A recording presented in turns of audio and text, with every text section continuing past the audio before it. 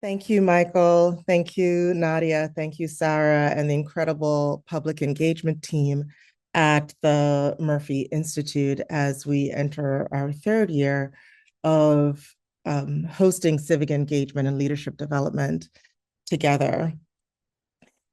Today, we kick off with Chaos, Crisis, and Resistance Lessons of 2025.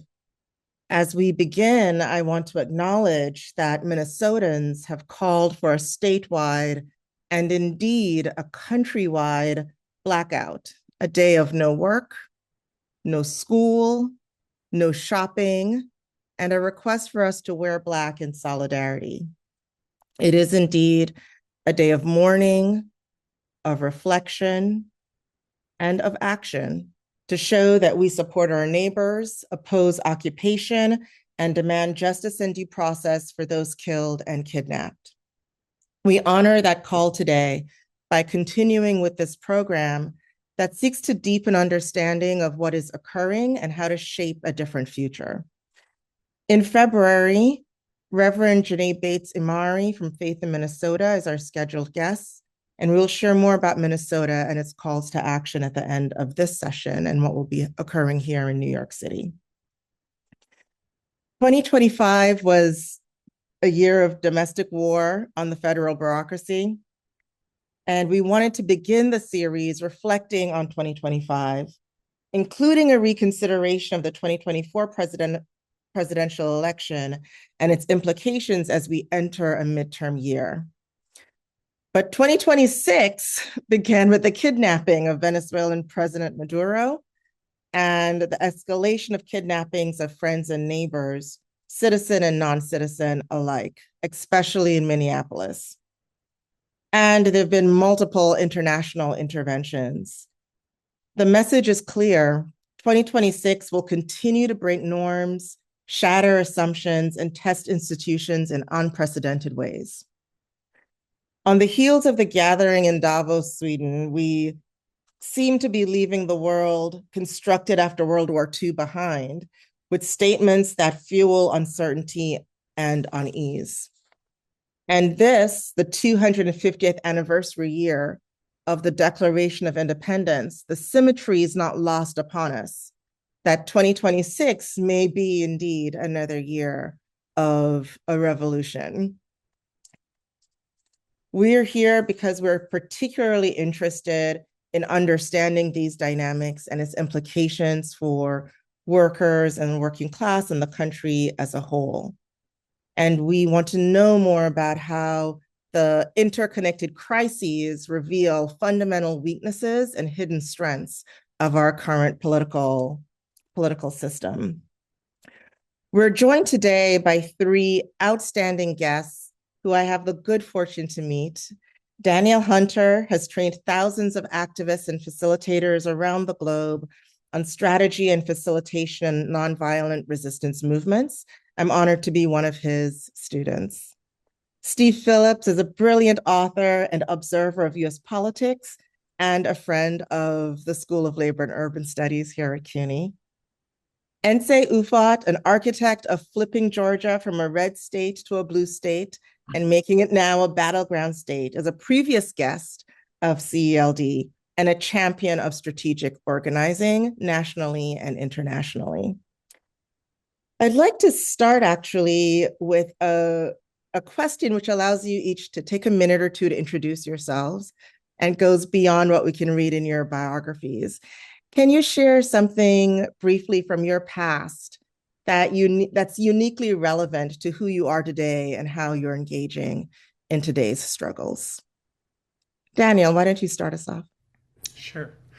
For the last 10 years, I was working at 350.org, working on climate change. And so most of my work was international, global, working with folks largely in South America, in Pacific Islands, in Africa, developing climate resistance and climate resilience. And so working with Global South folks who are trying to figure out how do we fight this big thing. So my attention was really like overseas. And as part of it, I spent a lot of time working with folks in repressive regimes, authoritarian regimes, on how do we still make change even underneath very repressive environments where there's no amount of free speech, and there's a total lockdown on you don't go out into the street and do protesting because that'll get you shot right away. And so under those conditions, how do we organize and activate? And I left my job 2 years ago when I thought Trump was going to win, to prepare us for the possibility of what happens if Trump wins. And a lot of what I brought back, I think, in terms of just sort of orientation, was about the psychological preparation that organizers, activists, workers that we need in order to like make it through these times. So one of my colleagues in Turkey, he used to just joke with me all the time. He said, "Look, there's something bad that goes on every day. That's what life's like under an authoritarian. And if we have to react to every bad thing, we just never have time to eat." And so I both took the humor, but also the lesson about how we have to pay attention to our psychology as well. That I think I've been bringing to this particular moment where we are in it, folks. So that's a piece. Yeah, thank you. Steve, over to you.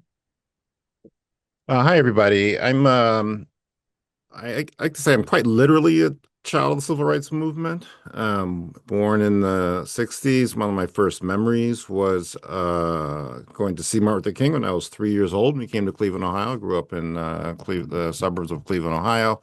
My brother was the first black student at the local elementary school. Um, Only relatively recently learned that my mom went up to the school that one of the teachers, remember 1960s, and the teachers pulled my brother's ear and then told my mom about this. And then this was where schools are closed. So she said, he calls the teacher and says, "You just wait right there." My mom drives to the school, goes up to the teacher, grabs the teacher by her ear and says, "How do you like it?" Right. So this is a little bit of what's in my roots. Um, in terms of this themes, we had all the Martin Luther King books and biographies around the house. I read all the biographies of Martin Luther King in my elementary school. In seventh grade, and this must have been early 70s, mid 70s, I took my own Martin Luther King holiday, so it was not a holiday. I took his birthday off. I remember telling my teacher that I was going to do that, and the teacher was supportive and said, "Well, you should read something by him then if you're going to do that." And so that's kind of always stuck with me. So I share that in terms of the roots, in terms of who I am and what I do. And then one of the most formative experiences from my life was the presidential campaigns in the 1980s of Jesse Jackson. He ran for president in 84 and then 88. And it was a direct, tangible connection to the civil rights movement, to Dr. King. He was literally there when Dr. King was shot. So that continuity, as well as the analysis, this concept of the small, when the old minorities come together, they comprise a new majority, has been fueling my work. And I've been trying to build the small R Rainbow Coalition ever since. And I think that framework and analysis has really played itself out over the past, 40 years. I highly commend to people Abby Phillips' book on Jesse Jackson. She does an excellent job with capturing that period. And I think it's extraordinarily relevant today as we look at this moment where we go from here. Terrific. Yeah, thank you. And some may say that Mom Donnie's victory as mayor in New York City is another wave or iteration of a rainbow coalition. Ense, over to you. Yeah. So these days, my work sort of sits at the intersection of power, narrative, and infrastructure. And I'm spending a lot less time asking how we win the next election and more time asking, like, what must exist so people can survive, resist, and govern, no matter who's in office. And I think that clarity has come, I think, from doing civic engagement work, voting rights work, contributing to sort of the care economy in the Deep South. With the New Georgia Project, which I'm hoping some of you are familiar with, where there was a concerted and concentrated and focused and funded effort to build sort of permanent infrastructure, to build power with Southerners, particularly Black Southerners. folks who are eligible to vote but were unregistered, and the idea that there were members of a particular party that would advance the agenda of working class Black people or working class people, period, and that sort of being disproven over and over and over again, and having to get really, really clear about what it is that we actually need in order to survive, what it is that we actually need in order to govern. I spend a lot of time building civic technology, so that's owned by community and organizations, and also helping organizers analyze political shocks in real time. I think about myself as a futurist who works with my feet on the ground. And I think because I've been an immigrant, I am an immigrant. I immigrated to the US with my family when I was a wee little insay, and my mom and I became US citizens at the same time, around my junior year in high school. And so I was a comic book nerd who ended up like studying human and computer interaction in college. And so building technology, understanding how movements use technology, understanding the tools that are necessary in order to build the world that our families deserve, I think comes from not just my educational background, but the idea that in preparation to become a US citizen, in preparation to take the citizens exam, in preparation to take the oath of allegiance, I spent a lot of time sort of reading the Declaration of Independence, reading the Constitution, Mm. and recognizing the gap between the rhetoric that is contained within and the reality for people who share my identities. And so, yeah, I think that those are, and then also just being a huge sci-fi and comic book nerd. So thinking about world building as like a real enterprise, and that, I can influence, we can sort of build the world that our families deserve. Well, So I think the Trekkies out there recognize your use of the word enterprise at the end. yeah. So, this is about local politics, national politics, but it's really about our lives on this planet as well. So thanks for threading us through that. I think for the first round of questions, I'll start with you, Steve, then I'll move to Ense and then to you, Daniel. So 1776 takes us to 1876. And here we are in 2026. In your book, How We Win the Civil War, you write about the significance of 1876 and how that era shapes us today. What must we learn and unlearn from history to build an economy and society that works for us all? Well, there's a lot to learn. I'm trying to figure out is there a way to frame it without being as sharp and direct, but I don't think there is. And so, when people are sworn into office today in the Congress, they raise their hand, they swear the oath of office to protect to protect the country against all enemies, foreign and domestic. The domestic part of that language references the Ku Klux Klan and the white nationalists and those opposed to this being a multiracial democracy, because that was the very present and immediate threat in 1876. The Ku Klux Klan was formed by members of the Confederacy months after the supposed end of the Civil War. And so I say that, and also I quote in my book Lerone Bennett Jr., who has a book on Reconstruction, where he talks about we had a moment at the end of the Civil War, the beginning of Reconstruction, to really try to build a multiracial democracy in this country that would work for everybody. And we squandered that moment and essentially capitulated to the Confederates in terms of what kind of country this was going to be, in terms of particularly in the 1877 Hayes-Tilden Compromise, withdrawing the federal troops to allow the Klan and the white nationalists to retake power within those states by violence and domestic terrorism.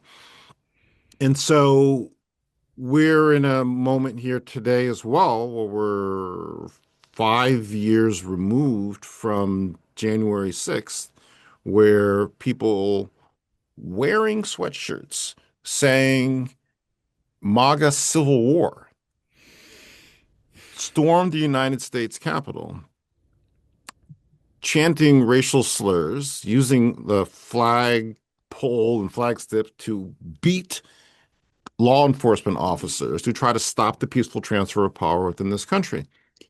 And not only have we not held those people to account, as we failed to hold people to account in 1876, they've now become celebrated and pardoned and elevated. So this concept of, is this going to be a multiracial democracy? And I would submit most significantly for this moment, do we have the both clarity and courage and determination to do what is necessary to build the multiracial democracy? We're a year out, a year and a couple of days out, right, from the beginning of this current administration, where there's been this unrelenting, unapologetic assault and destruction of all manner of components of the democracy, but particularly anything relating to making this country more equal and trying to address any forms of inequality and, frankly, pro-white preference that exists within the country, have all come under withering assault from this administration, which is not surprising, but what is dismaying is the silence and the timidity with of people who ostensibly do not agree with that as they watch it unfold. And so I think that flows from an analysis and an incorrect analysis. I think we're going to get into that here around what is happening electorally within this country. There is a belief among many in the leadership of the left of center part of the spectrum of this country that the majority of people in this country rejected the concept of multiracial democracy, of diversity within this country, and gravitated towards and embraced the nationalistic, unapologetic, xenophobic views of this current administration, and that they have a mandate to so govern. And therefore, you cannot criticize that, or else we will lose.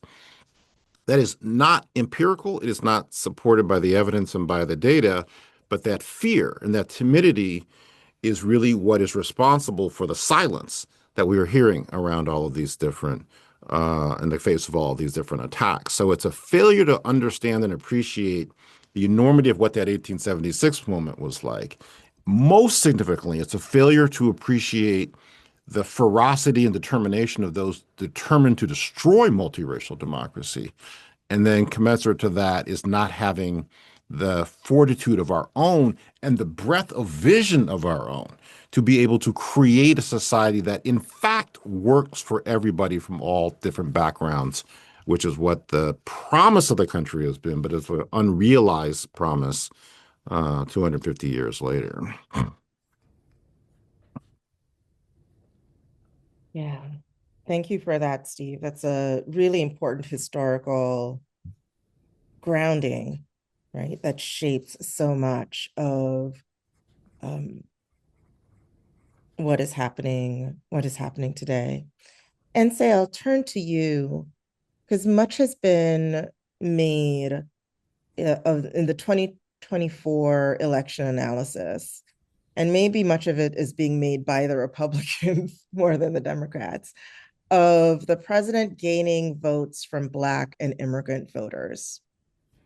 And though the numbers are small, it's significant in tight races, right? Those small gains can matter.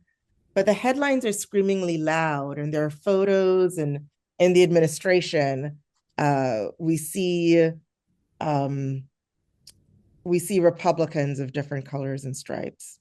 Explain the conservative Black voter and immigrant voter in general, and just elaborate on your take on these politics. Yeah. I mean, I think a couple things. One, that we definitely are sort of talking about this through a conservative sort of filter, a conservative Republican filter, that a lot of how the mainstream press continues to report on the 2024 election results, it feels like they come from the press release from the GOP. And that when we're actually looking back at 2024, that what 74 million people voted for Harris, 75 million people voted for Harris, 77 million people voted for Trump, and 90 million people did not vote. And to me, that 90 million, I'm obsessed with, because what 2024 and 2025 have also revealed, but also my work doing sort of civic engagement and trying to build a multiracial democracy in the Deep South, is that our sort of structural democracy is weak at the top and surprisingly strong at the bottom. And that, we cannot divorce an analysis of election results from the waters in which we swim, right? So when we're thinking about the two-party system, we're thinking about being governed or ruled by a minority, the role that corporations play, money being speech, courts that function as sort of shock absorbers for elite power, institutions that are designed to move slowly while crisis moves fast, um, really getting clear that our system is excellent at protecting wealth and punishing disruption, that the infrastructure that allows communities to sort of civically engage was celebrated during the pandemic for its ability to do sort of last mile care and service delivery and civic engagement and voter mobilization. But when those institutions, those community organizations, those communities, those leaders demanded, that the governing trifecta that the Democrats had uh, did not deliver on the policy priorities and didn't appear to be fighting on behalf of ordinary Americans, that breakdown is the thing that I think we should be training our eyes on. We had leaders, I think, elected leaders in the House and the Senate who now refer to organizations as the groups, and that is a pejorative. So again, um, I think that 2024 and 2025 were clarifying for not just analysts and operatives and organizers, but for everyday Americans. And I think the other thing that I'm obsessed with is that I'm so clear that people have never stopped organizing, that we're seeing institutions be attacked. And also institutions just failing, but that mutual aid networks are scaling, so workers are, taking collective action, withdrawing their labor, community defense is scaling up. And so local leaders and local efforts are exercising sort of democracy and governance in a real way. So it's being decentralized, and we are witnessing and shifting through sort of a reimagination of what is possible, because even when political elites and media elites and corporate elites are trying to preserve these institutions for their own sake, that ordinary Americans and communities are actively thinking about building new institutions and figuring out new ways of being that allow us to sort of make decisions and exercise democracy in a real way, as opposed to our obsession and allegiance to the sort of narrative about saving democracy, that moving beyond that rhetoric, well, that Americans on the ground have moved beyond that rhetoric, and it's getting very specific about what needs to be preserved and what needs to be rebuilt and what we need to defend ourselves and each other from. Yeah, thank you for lifting up that the politics that is at the heart of it all is a politics of living and life. It's not just a politics of elections, Correct. right? Right. It's how do we um, reorganize and rebuild the ways in which we live and relate uh, to each other. Um, And that's happening right now. it's happening right now, and there's a connection between the two. I very much want to embrace a both and approach, right? Of recognizing that and how meaningful and important that is. I was reading about 1776 actually, and why the British didn't try again, right, to retake America. And apparently, one of the reasons was that the citizenry were clearly just so against it and that they would fight to the death. Like they were well armed, right? That the resistance was so intense and throughout the entire culture that it wouldn't be worth it. Um, and I also want to lift up your point about the 90 million and underscore that that's 90 million people who voted in the 2020 presidential election who did not vote in 2024. Right? That's my understanding of the 90 million. No, it's Or that, 90 million people who are eligible to vote, some who have ah, voted before, some who haven't. 90 million eligible voters who opted not to vote in 2024. I see. Okay, great. Thank you for that clarification. Danielle, we're going to come to you um, and to pick up this thread around the kind of organizing that's happening on the ground and the forging of new solidarities and the engagement of old solidarities. And my question is, can we build a solidarity strong enough to counter corporate power? And in particular, as we see what's happening, right, in real time unfolding in Minnesota, I know you do work around the pillars. And if you can explain what that is to us as well and how it's playing out now. But can we build a solidarity strong enough to counter corporate power? Yeah. Um, Y'all are brilliant. I love listening to y'all. I just thank you. And I think one of the things that I just want to like bring our attention to also is the international context of this, in that this isn't, there are parts that are very unique in the US and our trajectory and our history. And we're also part of a global phenomena of heading towards more autocratization. And that countries across the globe, for the first time, perhaps in decades, depending on how you identify this, there are more autocracies than there are democracies across the globe, and that there's more autocratic control happening.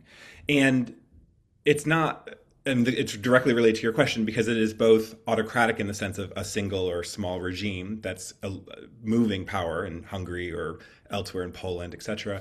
But also it's very much corporate power, and it's very much being fed by a increasingly wealthy elite billionaire class who is directing and controlling our flow of information and so forth.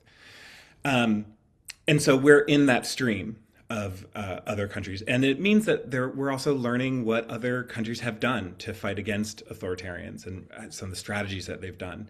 It's a very interesting time because it requires this massive reformation of who's our team. Because suddenly folks who have thought the democratic process was great think it's not great and are starting to get aware that at least at this moment there's no return to a Biden era. It's been so broken. We're in a new thing, and so they're looking around wondering, where do we turn to? And it becomes an opportunity. I think that's the one piece of this moment, which is it's an opportunity to recruit. So NSA talking about developing a visionary narrative is so important for this moment because it assists people who are then trying to reorient. So could we, I mean, you're asking the question, can we take on corporate power? Maybe. I don't know. I'm not predictive of the future. I'm not that way. But there's a lot of things that we've done in the past that haven't got us where we wanted to go. But there are new opportunities under an autocratic regime where people are in great distress. They are feeling a lot of pain from the current system, and that will continue to, accentuate itself. Autocracies are bad. They are very corrupt. You have worse healthcare benefits. You have worse amounts of. There's just the list of quality of life that goes down as you become more and more autocratic, and we are already feeling that with healthcare prices going up, inflation, etc. So that will continue, and pain is a teacher, and will help people to then figure out what should we do. But it doesn't necessarily mean that people will go to a better thing. And so that's where we're fighting for what's the vision of what we're going for. And already people are showing a lot of verve and energy for fighting corporations. Indivisible, as an entity, an organization, who was really like working hand in hand with Democrat Party to try to push them, prod them to be a better party, is now picking up the tactics of corporate campaigning. And the reason they're doing it is because they understand, in order to displace an authoritarian, the way that Trump is operating, he's not interested in polls. He doesn't care how many people have just gone into the streets and said, I don't like you. I don't like that policy. That's not how he's operating on. He's been very clear it's a might make right approach that he's taking. And therefore, the lesson that comes from other folks who have taken out autocracies is you can't just put pressure on the regime, and you can't just rely on the traditional institutions, elections or courts, to save you. The cases are pretty clear. There's been studies over the last they've looked at 25 years of how people fought autocracies, and if they rely primarily on courts and the traditional institutions, they failed the vast majority of the time. They only win about 3% of the time. If they build a civil resistance movement that involves boycotts, strikes, etc., a range of tactics, some that are inside our ballgame, some that are outside, some that are using lots of people in the streets to do them, some of them are smaller, more narrow actions. So there's a range, and we're building a big tent in that sense. The folks who, when they're able to do that, you win over about 52% of the time, which is still not nearly the percentage I want in terms of coin toss, but it's significant, and it really gives a fighting chance. But it means that we have to build a civil resistance movement. So we've seen examples of that already. Tesla takedown was one of the first out to kind of build a robust corporate campaign where it largely happened organically. It seems to happen organically, but also there's some really key organizers who start to link. There are folks who just started putting bumper stickers on their Tesla saying, I bought this Tesla before Elon Musk was an asshole. And then there are other people who were selling their Teslas. And then there are other people who are saying very publicly that they weren't going to buy Teslas. And then there were other people who were then standing outside, me and my daughter and others for like a mile long were standing outside of a Tesla store saying, no way. Then there were people like the AFT who was putting pressure on their pension funds to say, they sent a letter to their pension fund owners saying, we don't want to be part of Tesla. Get The our money American out of Federation Tesla of for a whole bunch Teachers, of different reasons. the union. Exactly. And so there's a whole range of different tactics that then put pressure on Elon Musk. And just to remind ourselves, obviously they weren't going to, this is not a relationship that it's always going to be a little unstable, right? It's not a stable relationship, but we did the cleaving line. We were able to make a cleaving line to get the richest man that's ever existed on the planet out of government. And obviously there's asterisks and analyses of there's more to do, but this is really significant in terms of what we were able to do under a very quick campaign. And then again, later, I think more of us watched Disney when Disney acceded to pressure, capitulated. And we've seen a lot of capitulation. And the people in this case said, no way. And so within 2 hours of Disney publicly pulling Jimmy Kimmel off the air, there was already a boycott called. And it began organically where other people began just jumping in. And unions, largely like screenwriters and other unions in sort of Hollywood, immediately set up picket lines on the East and West Coast.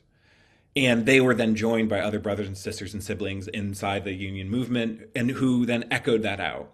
And so we then saw mass action on Disney, and it wasn't reported. So after Disney gave in, Disney put Kimmel back on air, and much of the mainstream press, elite press, to NSA's point, did not mention our side of it at all. In fact, New York Times didn't mention almost at all the boycott. That turned out there's 11.7 million people who participated in this boycott. Huge numbers, significant numbers of people who participated, and not mentioned. And so if we don't see our power being echoed back to us, it's hard for us to notice that we have it. And if someone doesn't tell us that we have power, most of us live our lives in which we forget and we just believe actually we don't have a whole lot of power. And both that we have power at local level and that we collectively can have power on a big national level. And so Disney, just to remind ourselves, Disney made an assessment. Who is more powerful, Trump and all of his sycophants and his control of institutions of power, which were quite significant, or the people who had organized and set up this boycott and so forth? And they made an assessment and said, we're more powerful. We can keep doing that. So can we win? Maybe. I certainly hope so. But we certainly have a lot of power to do it. Yeah, yeah. Thank you. I appreciate you both making that point about Disney so clearly, and also taking us inside the origins of the Tesla takedown, right? And I was especially struck with how replicable it was and how quickly it spread across the country, right? That anyone could arrive or converge on a Tesla dealership. And so to know that it started with bumper stickers and local actions that then spread and became viral, so to speak, is really a really important origin story. Could you tell us a little bit, Danielle, about the resist list?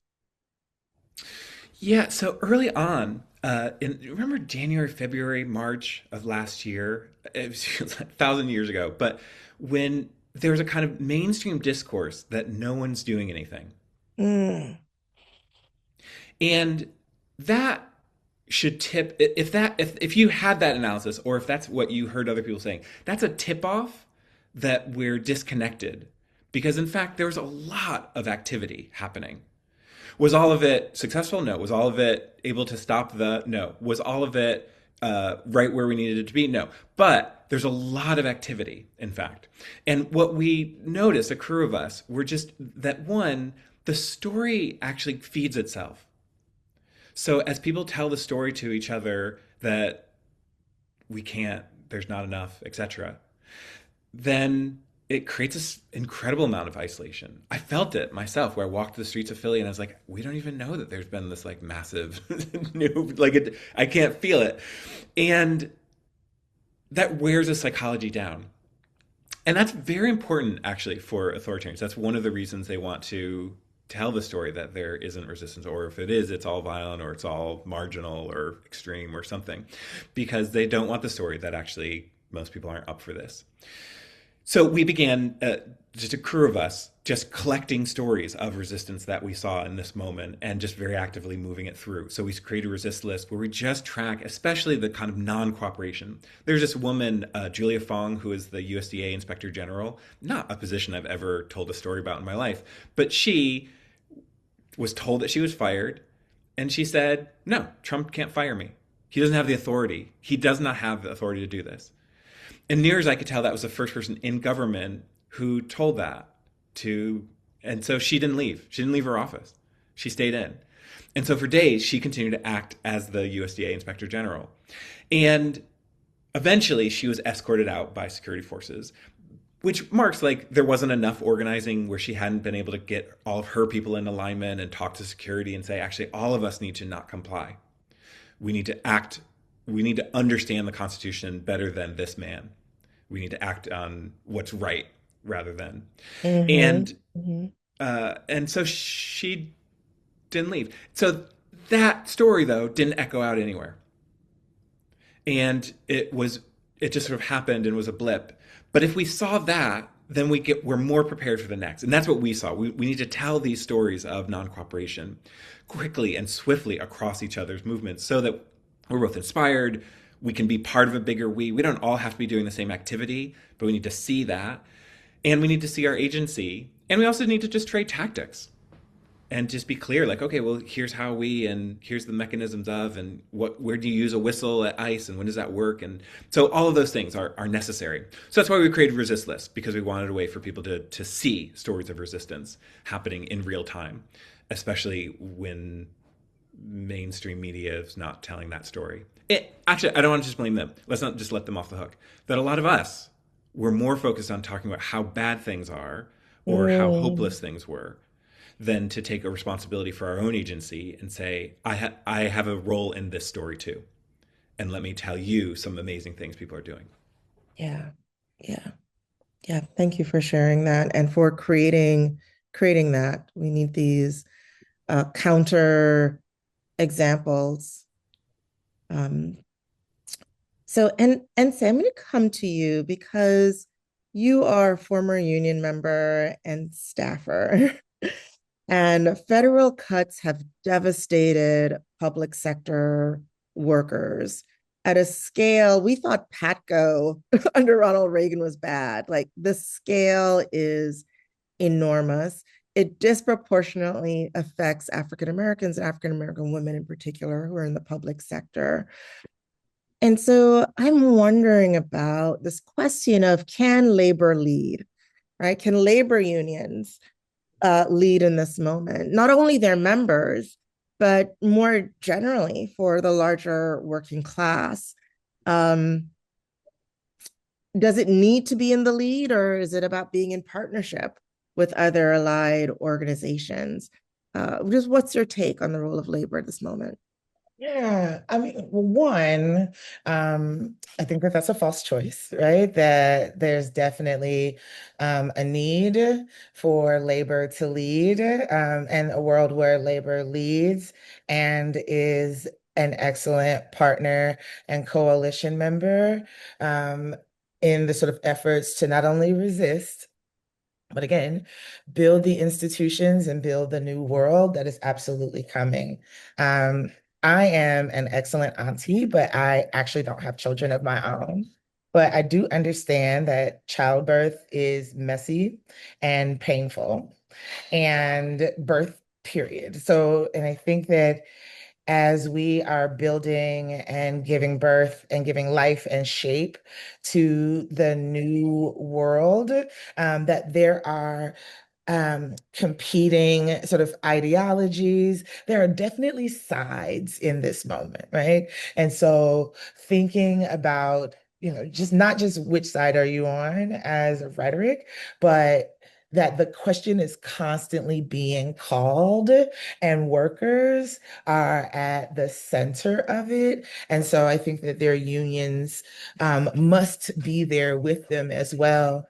I think that workers are being treated as like cannon fodder, as shock absorbers for every transformation that we are experiencing right now. Artificial intelligence, climate transition, tariffs, financial speculation, and they're at the center of it without being given ownership, voice, or protection. And so, my concern and what I am organizing with others against is a future where workers are managed by algorithms, their unions are weak and ineffective, workers are displaced by automation, surveillance is out of control in our personal lives and in our work lives, and that workers are also being blamed for the economic instability that they didn't create.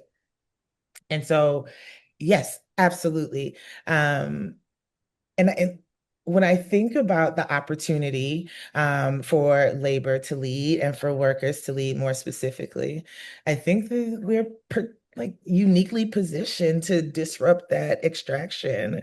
I mean, we're looking at Minneapolis today, but there are several points throughout the history of the world that in the sort of in the push for civil rights, in the push for bodily autonomy, in the push for immigrant rights, that workers withdrawing their labor and putting down their tools and shutting down our systems was the sort of disruptive force that was needed to force the state and to force the elite and decision makers to get serious about what the people's demands were. And I think a lot of it is because we touch every single aspect of the system. I mean, yes, private sector unions are being attacked, public sector unions are being attacked, workers are being attacked, but logistics, data centers, the energy grid, the care economy, they like those are things are real.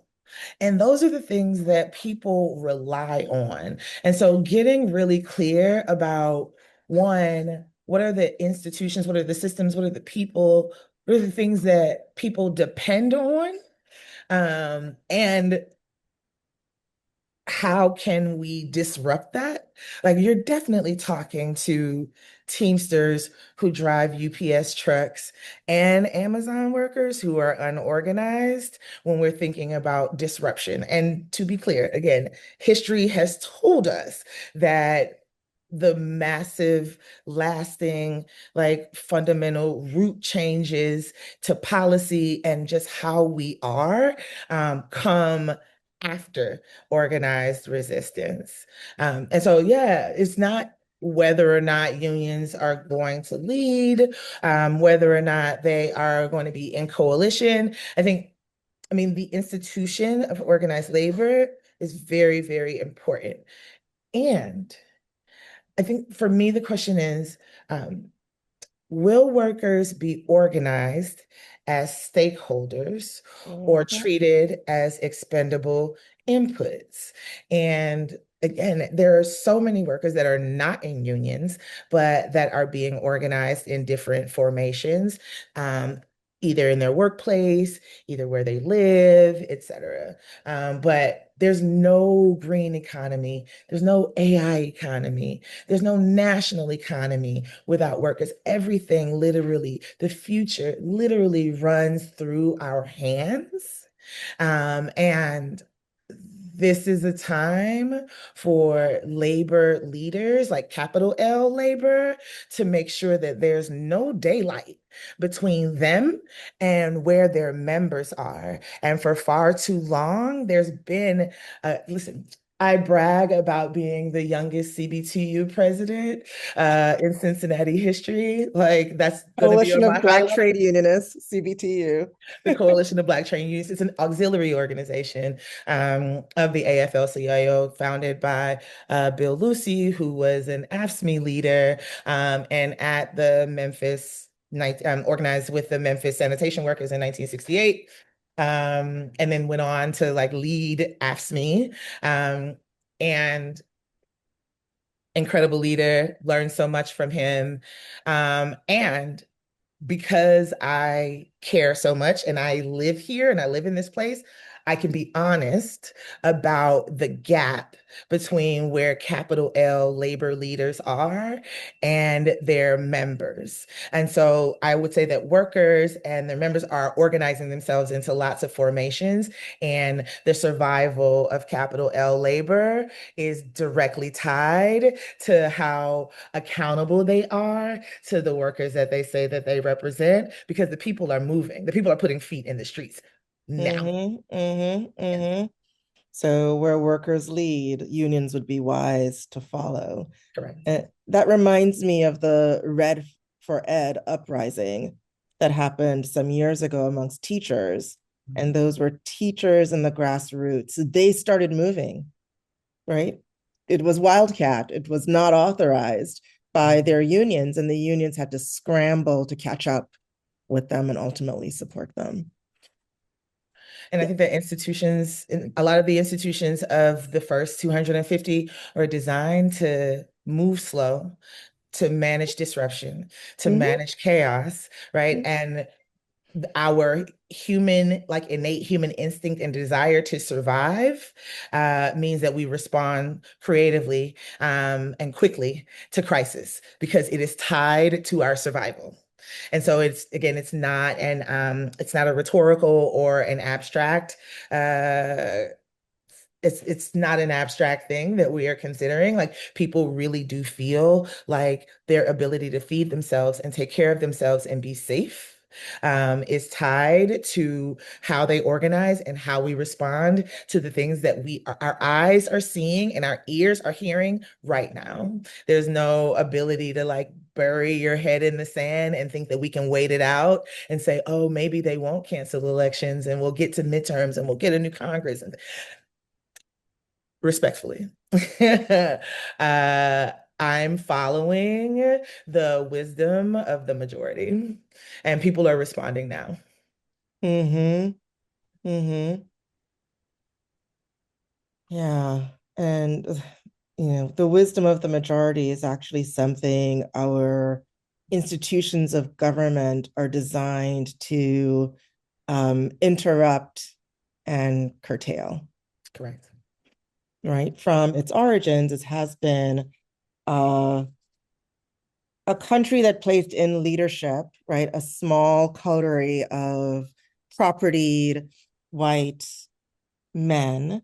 And I believe it's in your book, Steve, you quote President Andrew Johnson, uh, who succeeded the presidency, claimed the presidency after Lincoln was assassinated.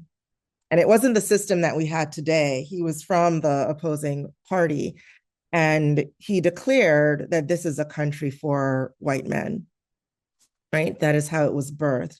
And we know that there are incredible arguments occurring around whether the soul of this country is beholden to that origin story or if the principles which speak to a wide swath of humanity, right? That creed is something that should define this country. I invite you to speak to that, but I want us to share the specific question I had before we open up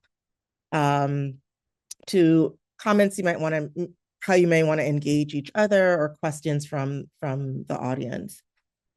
A lot of 2025 was taken up with a war amongst the Democrats on the fallout from the election and whether to embrace the full coalition that's present in the Democratic Party or repudiate the most vulnerable members of that coalition in an effort that some might consider being MAGA light.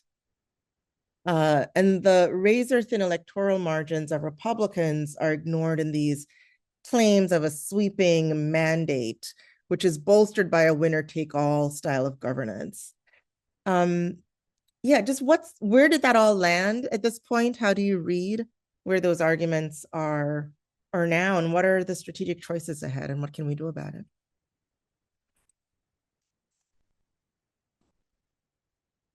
You're muted, Steve. So I think Michael has to unmute you. No, that was my own Okay, great. error. Thank you. As I was going to say, the debate continues to rage, as it has from the beginning of this country, right? I mean, Thomas Jefferson thought it'd be a good idea to criticize the slave trade in the Declaration of Independence, and the Southerners said, no, we don't want that. And so they struck that from the Declaration of Independence, this compromise. Well, much of the history of this country has been a series of compromises with white nationalists. Referencing Andrew Johnson. I mean, this was a political calculation on Lincoln's part to try to appeal to that sector of the electorate by choosing unapologetic white nationalists as his running mate. So when he was murdered by a proud Confederate supporter and white supremacist, it was Andrew Johnson who ascended to the presidency. So there are some real lessons there. And so this debate continues to play itself out, to this day, heading into this current 2026 race. You see it kind of most visibly and prominently at the moment in terms of the respective um, viewpoints and attitudes to what's happening in the Texas Senate race, right? I mean, should we get behind a black woman who's trying to increase the turnout of people of color to be able to manifest a multiracial majority, or should we find a white candidate who can appeal to the more conservative white voters? And all of this is in complete denial of the Mamdani experience and lesson. It's like this is like written off, like that's like a whole separate thing, which is not relevant to anything else going on forward. So let me just take a couple things in terms of like where I believe we're at and how this sets up for 2026.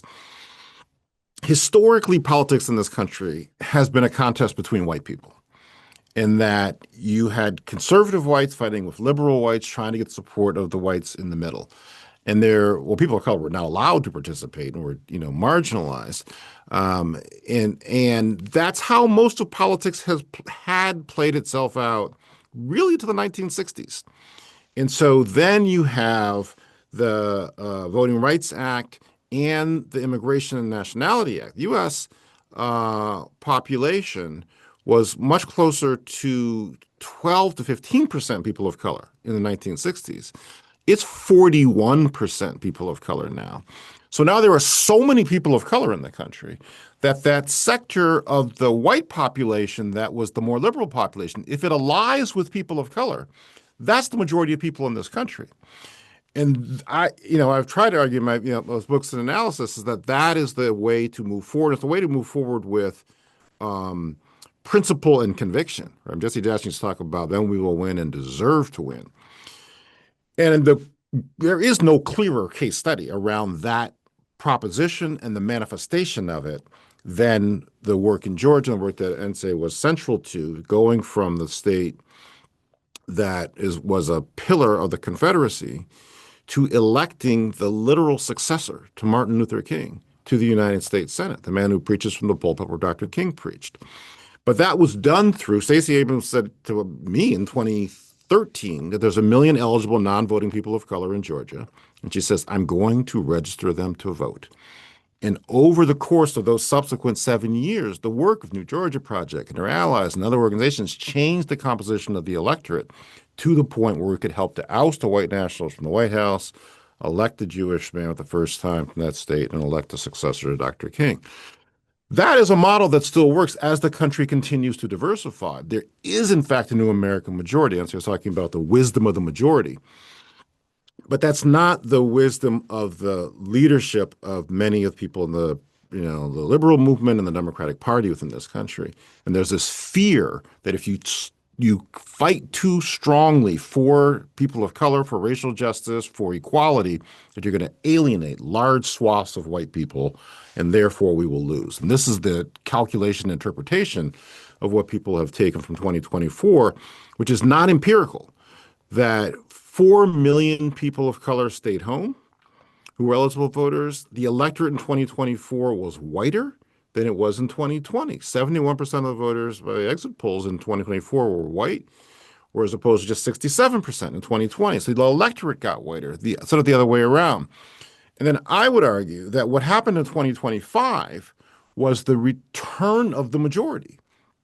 And you saw this across the country, people rising up in all these different levels, the pieces that Dan was talking about in terms of the Visible and the March Against Kings and all this different activism also then got channeled into the participating in the elections and the polls.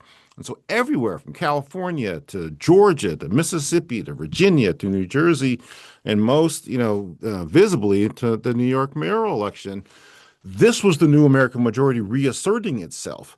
And the way that I used to practice law, and somebody who advised me says that he always knows what to do by looking at what his opponents are trying to do and doing the opposite. And if you look at the ferocity and the determination to stop people from voting in this country, it should be a clue that it's a pretty important thing to be able to do, because the right wing believes more that there's a new American majority than the progressives actually do.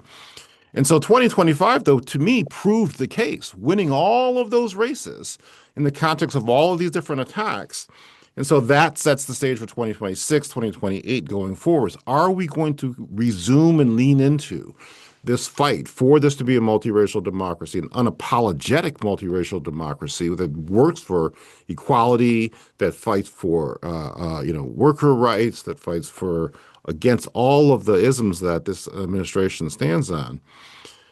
Because that's the majority of people who really believe in it and invest in it and move forward. And so to me, that's the internal debate on the progressive side of the spectrum and the democratic side of the spectrum is, do we believe that? Or are we going to continue to try to cast about for some magical incarnation of words that'll get the moderate whites to come to us? Or are we going to lean into fighting and mobilizing our majority? And say you were just bursting as I was Steve was like, speaking. you're So please. so generous and magnanimous and not messy, Steve. And I appreciate you for that because, leaders lead from the front. So I'm going to channel my Steve Phillips and say that, yes, that very much is a live debate. That as again, I'm looking at what sort of democracy looks like and what wins can look like on a municipal and a state level, because those wins don't feel accessible on the federal level at this particular moment. Um, I'm looking at what is referred to as sewer socialism in Milwaukee, and what happened when they sort of invested in safety and health and well-being, and these socialist mayors got elected. And when I asked the question, well, how were Black families faring in the 1930s in Milwaukee when the rise of sewer socialism was happening, and we're pointing at this period as an example of what we should be trying to build going forward. And the truth is that while there are some like marginal benefits to particularly around health and safety and like picking up trash and clean water, that housing discriminations persisted. Um, uh, Racial discrimination and segregation persisted in the education system. And it persisted with respect to employment.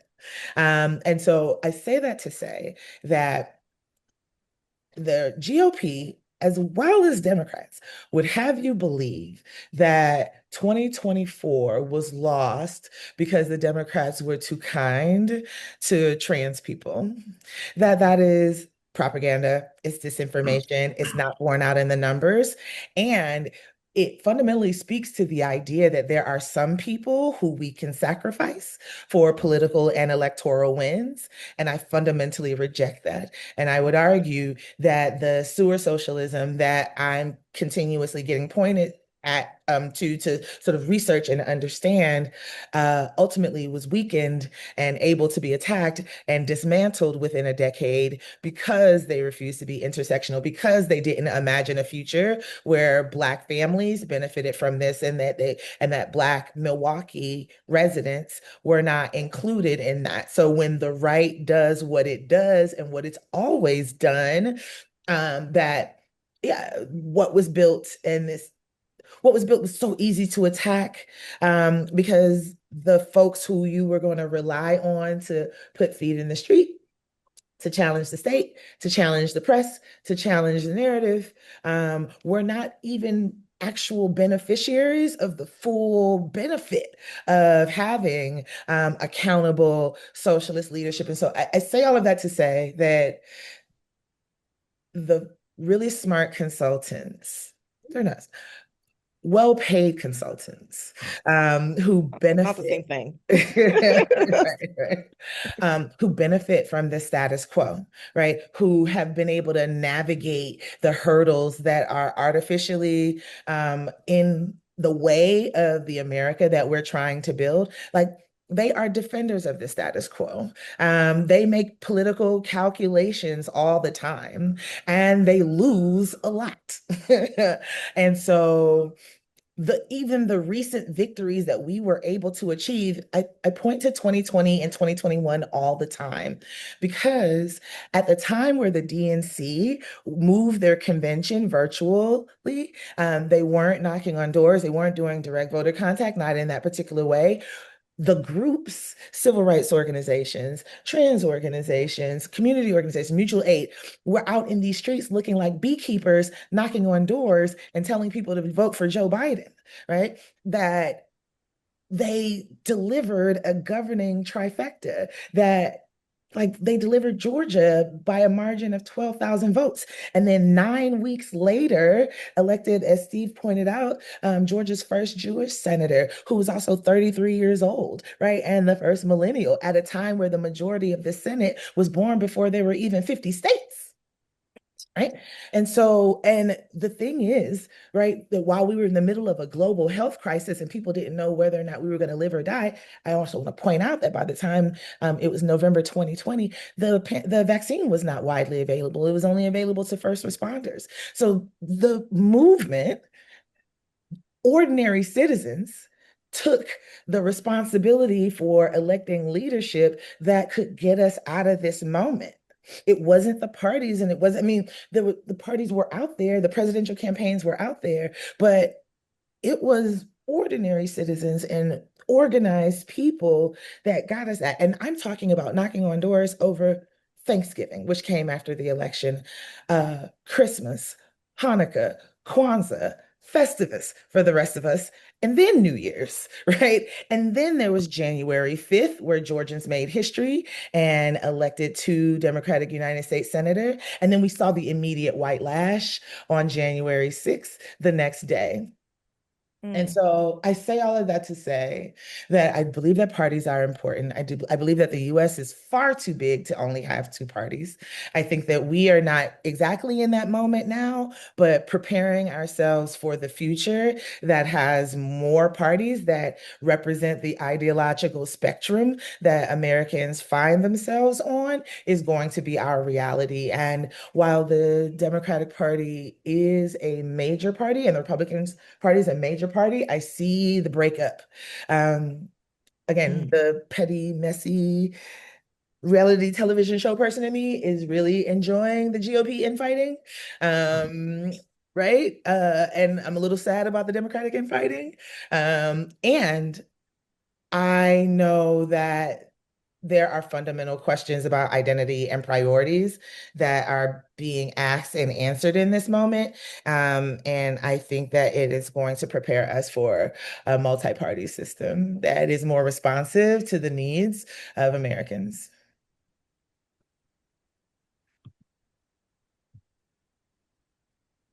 Mic drop. I, you And I know, did it, and I did that yeah, without calling anybody out of their name. yeah. Thank you for I feel like I that. should be congratulated. And so you both provided incredible insights into the strategies and choices of the political parties. And so we appreciate that insight. I'm going to turn um to Daniel because at this point we have around 10 more minutes together. I attended a Toshi Regan concert this week. And I almost want to say Reverend Toshi because it's a ministry of music. And Toshi took the time. She's a child of Albany, Georgia, which is a major civil rights movement and moment that occurred just before the Birmingham campaign. And there were a lot of lessons learned in Albany that went into Birmingham. And she talked about her mother, who was a really important civil rights movement leader as a young person and throughout their entire life, through song, through their activism. And she made this point that her mother was not nonviolent, that growing up in Albany, Georgia, everyone had guns. All the Black folks had guns. and they knew how to use them, right? Like it's just par for the course. And it took the snake activists to talk her mother into pursuing a course of nonviolent political action. And they had to talk others into it as well. And I'm curious, Daniel, given your work and the movements you've seen across and around the globe, can you elaborate for us the power of nonviolent political action, what that actually means? Yeah, I mean, as was just said earlier, one way of doing strategy is to look at what does your opponent want you to do. And so Trump very much is attempting to bait us into violence. So let's ask ourselves why. What happens when we go into violence? Because let's be clear, he's going to use pretext however he can. He's going to spin a story, tell a story however he can. If not, he'll gin it up, he'll find a way. But why is that so important for him? And a reason it's so important for him is because when there's a perception of violence on our side, let's call it our side, violence on our side, one, people who are in the middle trying to assess where should I turn, where should I trust, are potentially turned away. It becomes harder to maintain a range of tactics when you start using a mix of violent tactics. I'm giving the strategic reasons. I'm breaking down the strategy of it as opposed to the moral framework of it. But that what we've seen on different campaigns, and there's been great research now that one of our colleagues, Maria Stephan, who's just on Stephen Colbert last night. So Maria Stephan and Erica Chenoweth they did a whole study of looking at campaigns, movements over getting rid of authoritarians, getting rid of regime change. And that was basically, so largely dictators and so forth. And they found, to their surprise actually, that nonviolence was far more effective than violent strategies. What they noticed was that when movements started picking violent strategies, it became harder and harder for them to recruit more people, to keep bringing newer and newer folks in. And that what they started to do, it became more self-selective. How many people were willing to proactively, they weren't talking about property destruction, they weren't talking about, and they're really talking about violence in the sense of picking up arms and shooting it at another human being to do injury to a human being. And when people did that, there were less and less people who wanted to join in. It became more and more male. It skewed more and more young people. It skewed more and more particular class of. And it wasn't able to do the thing that is most important for getting rid of authoritarian, which is what was said earlier, which is who does everything? Workers do everything. Trump doesn't do anything. He tells other people what to do. He's organized systems of society in order to follow him. And there's a top regime and an elite, but orders come down. He doesn't kidnap people. People do that. He doesn't deploy institutions. He doesn't do airline deportations. Corporations are doing this. And so rather than analyzing society by how do we just beat the other side by getting to them or something, because the cases where you were able to kill an authoritarian and whatnot, they just came back. I mean, it was a new thing, often stronger than before, because they now had a whole lot of people on their side because they were looking as the people who were anti-chaos. Instead, it's about a disciplined understanding of how do we withdraw our consent from the system that's been set up. The system is broken and we need to withdraw our consent from it. Because it's not even just about Trump. It's not just about a few of them. It's a whole system that needs to be rethought, rebuilt. And so the strategy of nonviolent strategy was really picked up by so many of these groups. Some who are very committed to a philosophical view. There's a group called Otpor in Serbia, who they overthrew Milosevic, a great movie about them called Bringing Down a Dictator. And they were crass and sarcastic, and they had a great phrase they used to say, like, Milosevic, please save our country, kill yourself. I mean, right? They weren't, a Kingian nonviolence where their framework was, but they were very disciplined about when they use violence against us, we will make it rebound. Because every time, I mean, either way, there's going to be violence. But when we use violence against us, we're going to make it rebound by contrasting our behavior, doing the thing they don't want us to do. And therefore, we're going to create a story that's so compelling about who we are that when Renee gets shot and killed, it rebounds. The violence does not work out for them. And therefore, we're doing that by contrasting the behavior of who we are, saying we're the people who stand for freedom for everybody, for justice for everybody, for love for humanity, and therefore we are more trustworthy. And that's what we're fighting for. We're fighting for hearts and souls, and that just makes it more effective. So I got to the strategic reason of why we fight for hearts and souls. Thank you. Thank you for that. And thank you for that uh, elaboration. We have around 5 to 7 more minutes remaining. And I wonder if any of you have any questions or comments that you want to make in response to something one of you have said.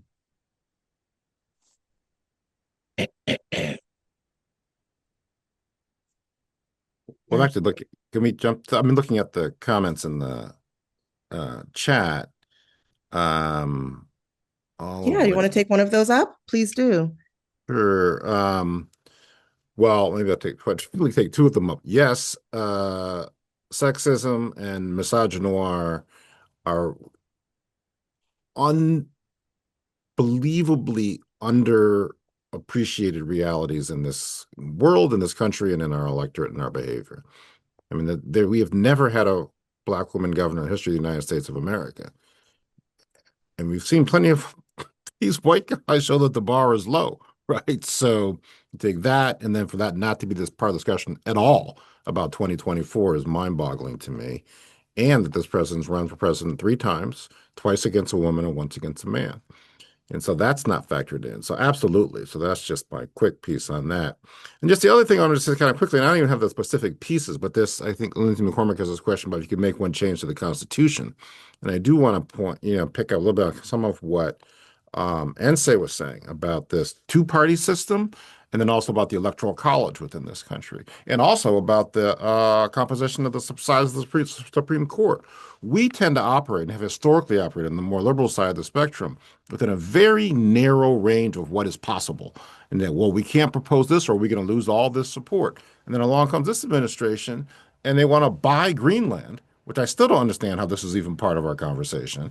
And there's anything in the world, literally, is okay to discuss and apparently loses no support.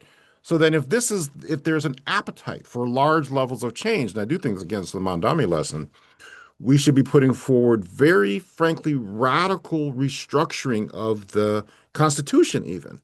And along the lines of abolish the electoral college, direct popular election of the president, the whole structure of the Congress as a whole piece. All of that should be part of our conversation. And I actually believe that the majority of the electorate would support that.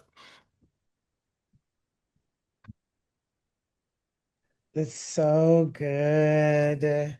I think about just moving beyond sort of rhetoric, right? That I know so many people that can quote Frederick Douglass, right? That power concedes nothing without a demand. And then when it's time to organize a demand for a governing power that like actually works for working people, they're like, we can't ask for that. Like, that the GOP won't give it to us, right? Like the Republicans are mean. This is how my lobbying conversations go with Democrats. Like, I don't think you understand how mean the Republicans are. And that's why we can't get anything done. It has never given like working people or the majority of the things that they need. It's always been responsive. The state has always been responsive to an organized demand from the body politic. And so why would this time be any different? And so what are the things that we actually need? I feel like those conversations are very generative. I also think that what continues to work is inviting people into a powerful formation, like where we can shape the future. We can do this. We can fight together. Our safety is in our connection and in our community. Join us.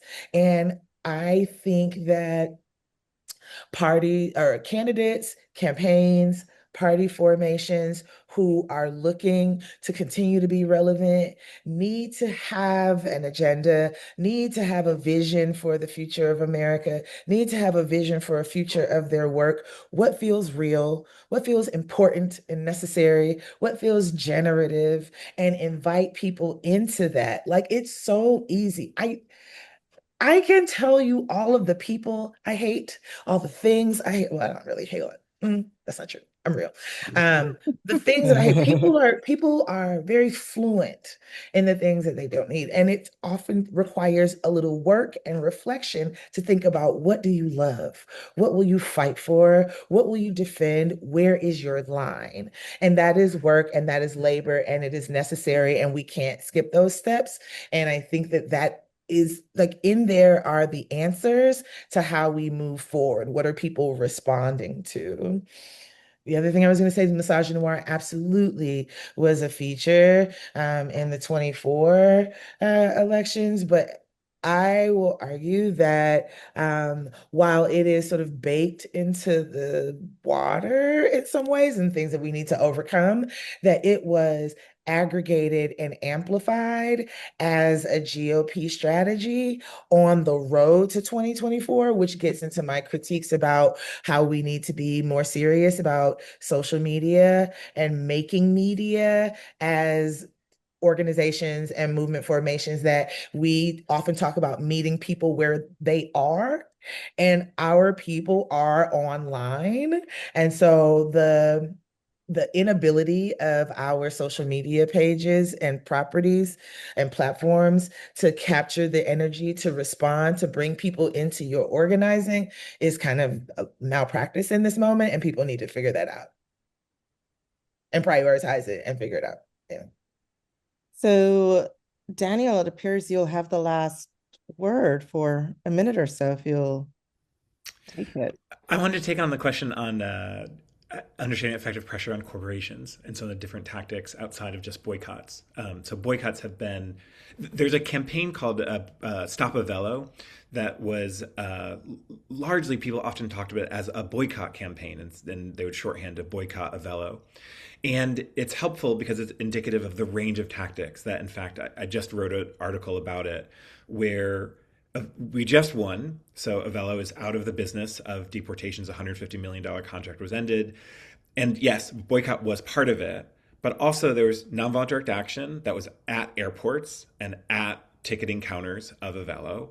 There were pressure campaigns on cities and pressure campaigns on municipalities across the country to break contracts or to put pressure on Avello, as well as other airlines.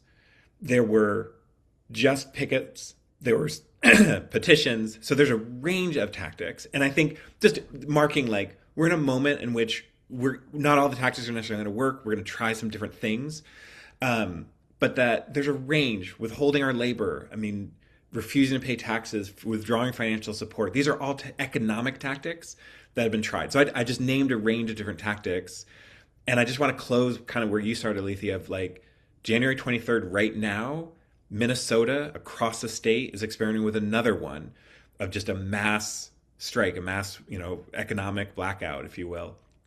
And that we're going to see a lot more experiments like that. And so we've got to be up for trying some new things, because I can guarantee us the tactics that have gotten us to this point right now, most of our organizations, we're going to have to pick up some new ones and try some things out. And so I'm delighted. I'm happy to, my organization, we do training on different tactics for non-cooperation. So I have that in my mind, but I'm just with us of the spirit of we're going to have to step up our game. That's where we are. Yeah, and you're well poised to do it. You've trained over 100,000 people, I think, at this point. It's really extraordinary. 700,000, but who's counting? Oh my goodness. Yes. Tell our story.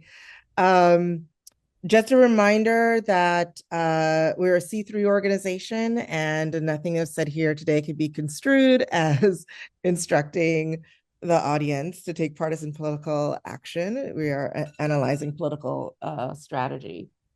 Thank you so much to our esteemed speakers. Next month, we'll be joined by Reverend Janae Bates from Faith in Minnesota, and Eric Ward. The following month in March, we'll be joined by Maria Stefan, who was featured on the Colbert Report last night, and Gabby C. And we look forward to seeing you throughout the entire spring series. Thank you, Daniel. Thank you, Ense. Thank you, Steve. We so appreciate you spending this time with us today. Thanks for having us.